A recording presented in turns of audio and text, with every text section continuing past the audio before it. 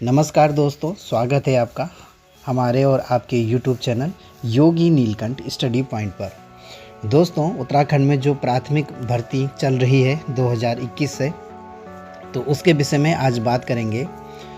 जो उसमें BEd, DElEd और एनआईओएस को लेकर जो रिट थी हाई कोर्ट में, सुप्रीम कोर्ट में, तो वो लगभग क्लियर होती हुई दिख रही है। सुप्रीम कोर्ट का जो एनआईओएस के साथ डिसीजन था वो भी आपने देखा, और अभी बीएड वालों के पक्ष में या विपक्ष में जो भी निर्णय दिया उत्तराखंड हाई कोर्ट ने, वो भी आपने देखा कि 50% अंक वाले, जिनके ग्रेजुएशन में 50% अंक हैं, वही इस योग्यता में सम्मिलित है।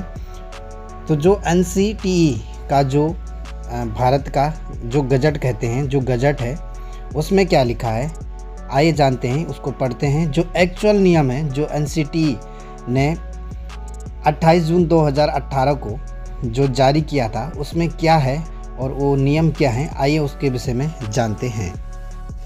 तो इसमें दोस्तों मैं आपको बता देता हूं कि आप देख रहे होंगे एनसीटीई रेगू, ये उसका नंबर है।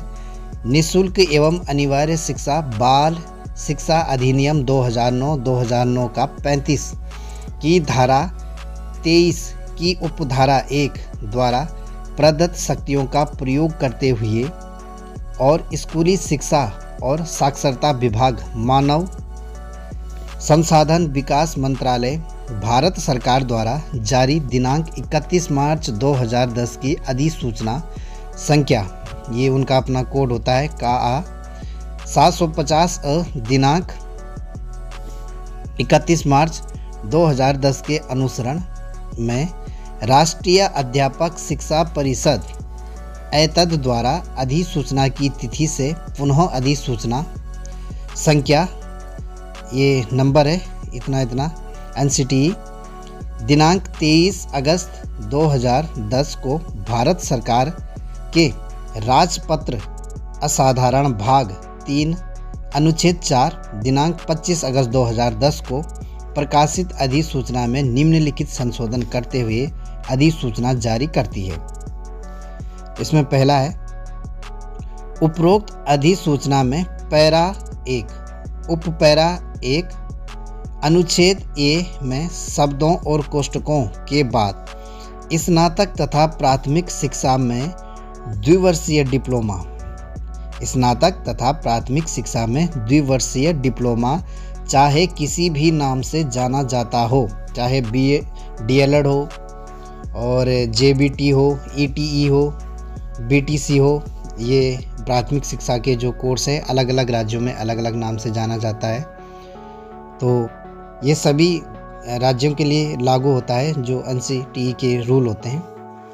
निम्नलिखित को शामिल किया जाएगा, यानी कि जो 2 वर्ष का जो कोर्स होगा उसे प्राथमिक में सम्मिलित किया जाएगा। पहला तो क्लियर ही है।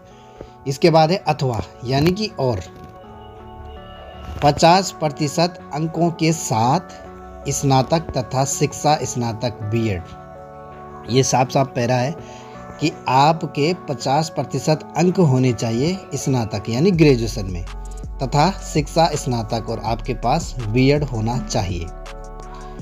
उपरोक्त अधिसूचना में पैरा 3 उपपैरा ए के स्थान पर निम्नलिखित उपपैरा होगा। अब आगे क्या होगा, इसने लिखा है, जिसने एनसीटीई द्वारा मान्यता प्राप्त संस्थानों से शिक्षा स्नातक की उपाधि प्राप्त की है, यानी जिसने बीएड किया है, उस पर कक्षा 1 से कक्षा 5 तक पढ़ाने के लिए अध्यापक के रूप में नियुक्ति हेतु विचार किया जाएगा, यानी कि विचार किया जाएगा। ये एनसीटीई बोल रहा है कि पढ़ाने के रूप में उस पर विचार किया जाएगा। हालांकि दे भी रखा है कि 50% अंकों के साथ आपका बीएड होना जरूरी है, किंतु इस प्रकार अध्यापक के रूप में नियुक्त व्यक्ति को प्राथमिक शिक्षक के रूप में नियुक्त होने के 2 वर्ष भीतर एनसीटीई द्वारा मान्यता प्राप्त प्राथमिक शिक्षा में 6 महीने का एक सेतु पाठ्यक्रम, जिसे ब्रिज कोर्स कहते हैं, ब्रिज कोर्स आवश्यक रूप से पूरा करना होगा। यानी कि बीएड और 50% अंकों के साथ जिसने ग्रेजुएशन किया है, अगर उनकी नियुक्ति होती है तो उन्हें नियुक्ति के 2 साल के अंदर एनसीटीई द्वारा